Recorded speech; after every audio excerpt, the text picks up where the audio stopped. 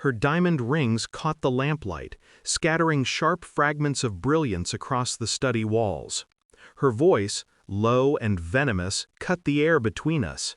"I sold your worthless land to protect my son's future," she hissed. "You're just a gold digger who lucked into an inheritance." I smiled. She mistook it for surrender. But I knew what that worthless land held: her late husband's vault, and the tape. The one where her silken voice confessed to tampering with his brakes. The first time I met her, she hugged me too long. Her perfume was heavy, floral, choking. She smiled at my dress, complimented my shoes, but her eyes lingered on the faint scuff of the heel as if cataloging weakness. Her son, my husband, was gentler then, a man who believed the best in people, who thought family meant loyalty. I wanted to believe it too. For years I played along.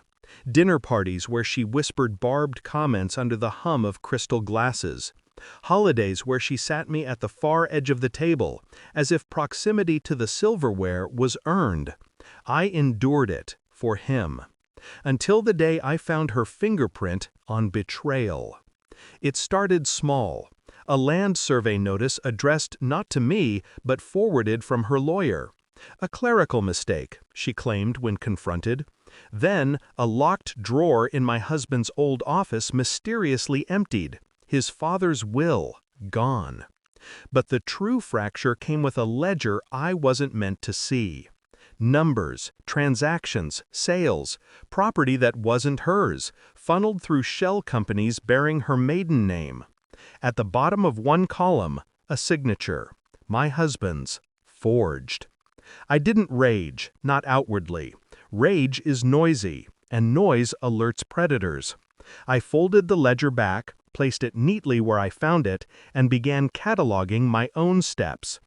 The land she dismissed so easily wasn't just pasture and stone. My father-in-law had walked me across it once, his cane striking the dirt with slow, deliberate rhythm. "This place," he whispered, lowering his voice so only I could hear, "is my insurance." At the time, I thought he meant sentiment, roots, legacy. I didn't know about the bunker hidden beneath the barn, or the tape recorder tucked in his desk drawer, the one where he had coaxed his wife into talking, laughing even, about how she solved her marriage problem with a screwdriver to the brakes. I found it by accident, months after his funeral. At first, I couldn't listen all the way through. Her laughter made bile rise in my throat. But I kept the tape. I knew one day it would matter. That day had arrived. I hired silence first. A surveyor paid in cash. A locksmith who never asked why a safe needed opening at dawn. A clerk at the county office who owed me a favor. Piece by piece, I mapped the puzzle. She thought she sold the land. On paper, yes. She transferred the deed to a dummy buyer I'd created 2 years prior. Every wire transfer, every document, led to a corporation registered under initials no one connected to me.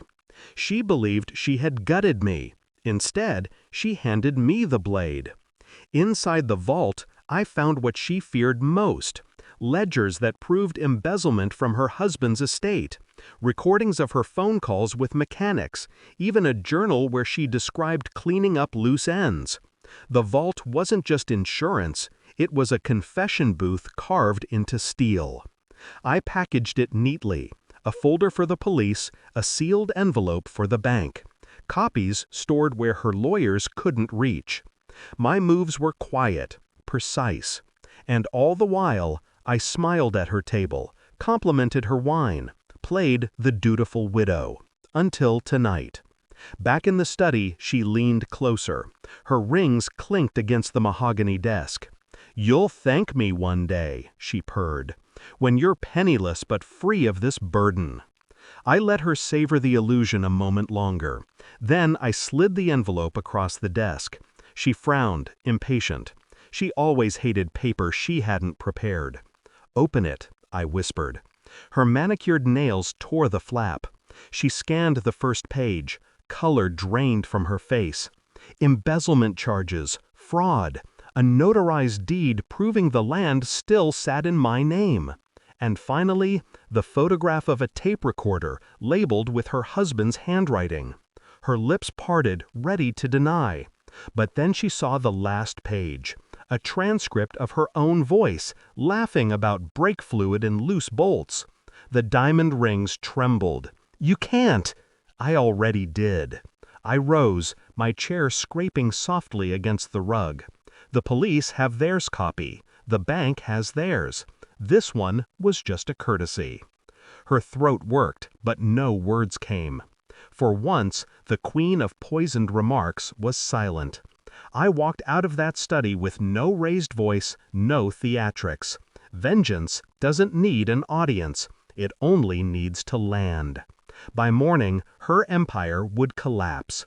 Accounts frozen, friends fleeing. The newspapers would gnaw at her bones like wolves.